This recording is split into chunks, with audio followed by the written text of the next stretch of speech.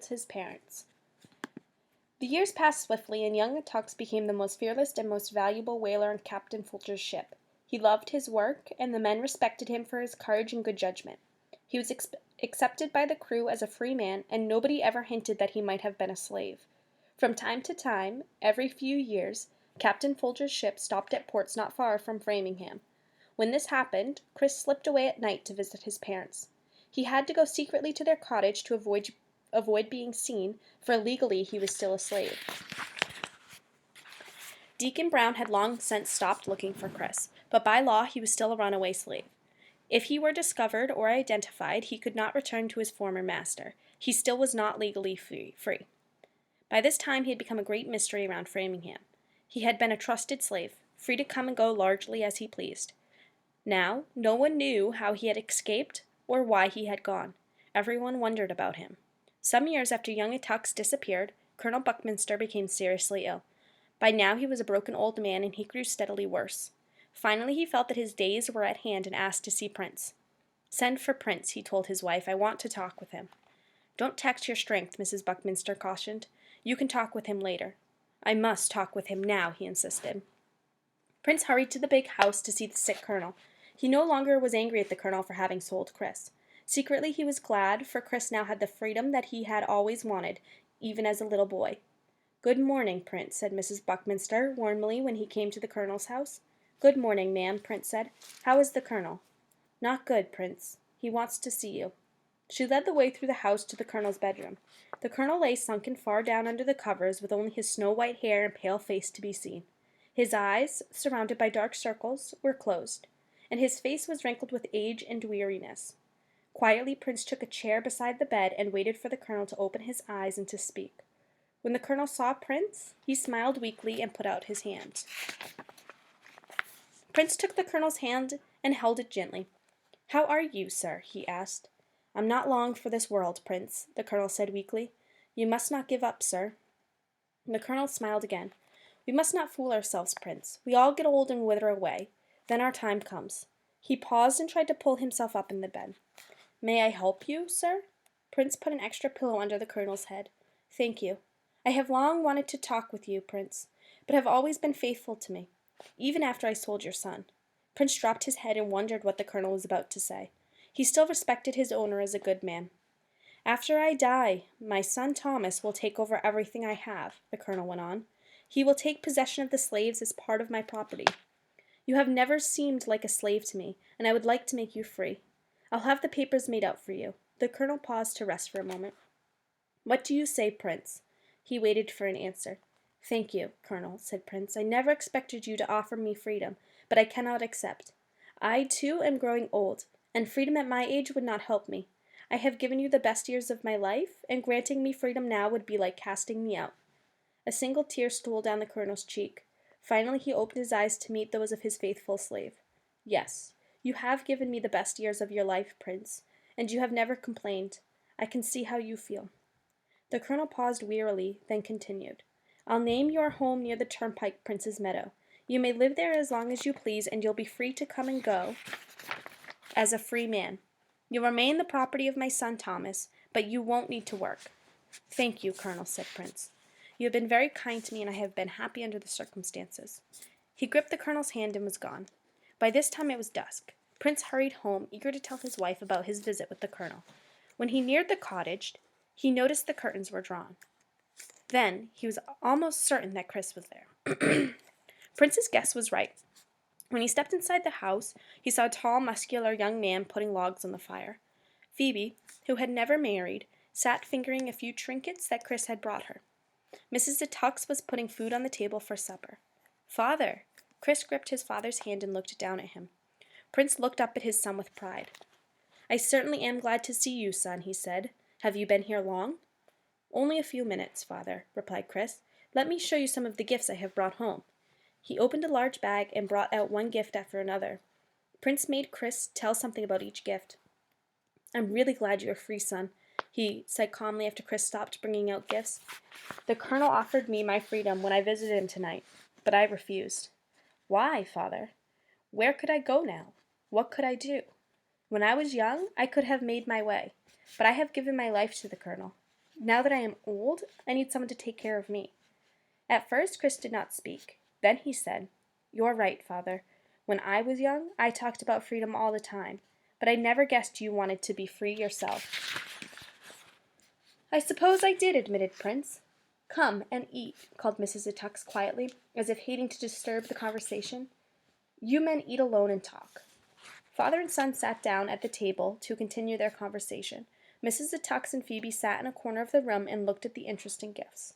After supper, the family talked far into the night. The time always passed fast when Cris came home. Everyone felt that each trip might be his last, so there was much happiness and joy with everyone sharing in the conversation. On his trips home, Cris never went behind the big house to visit the slave quarters. He even stayed away from Aunt Maria, who had finally learned to live without Cato.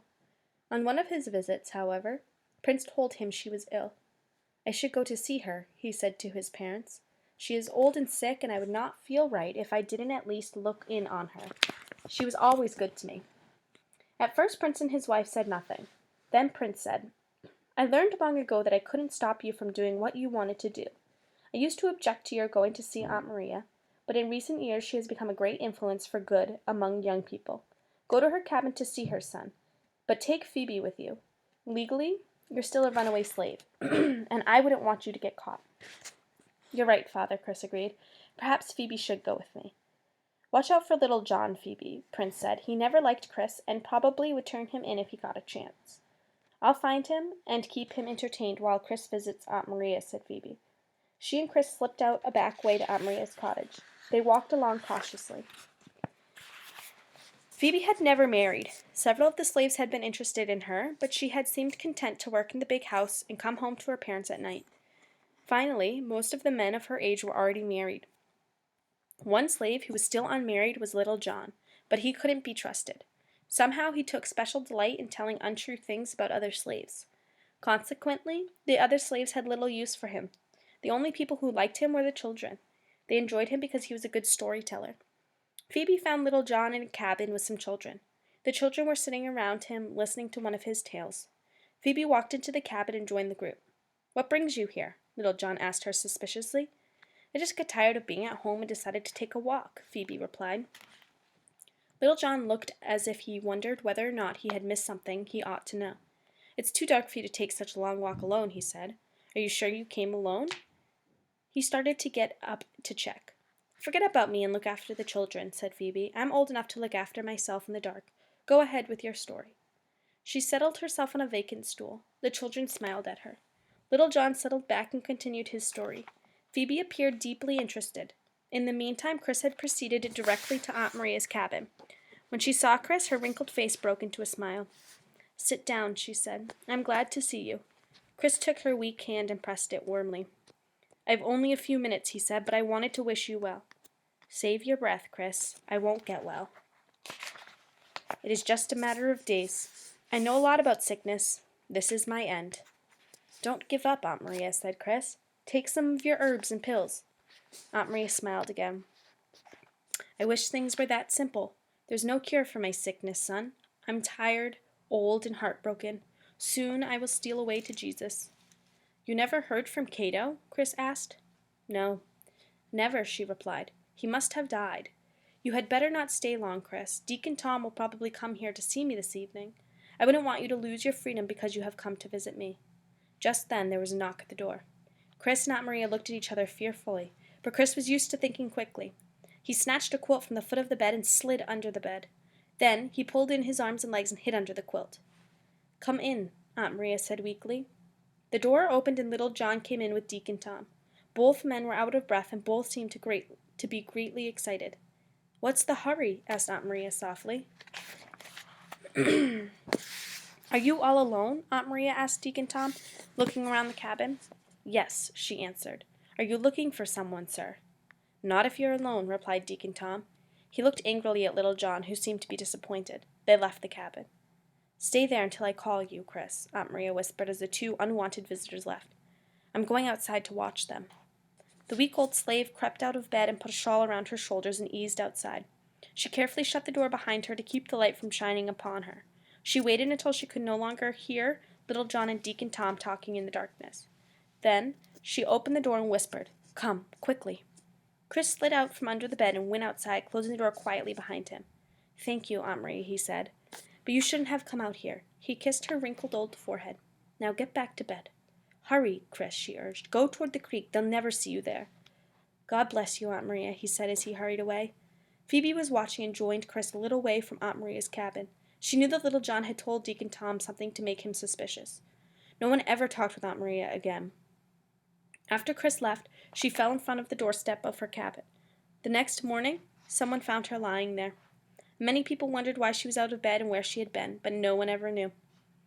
This was the only trip that Cris made to the slave quarters when he came to visit his family. He always asked about the slaves, however, because he was interested in their welfare.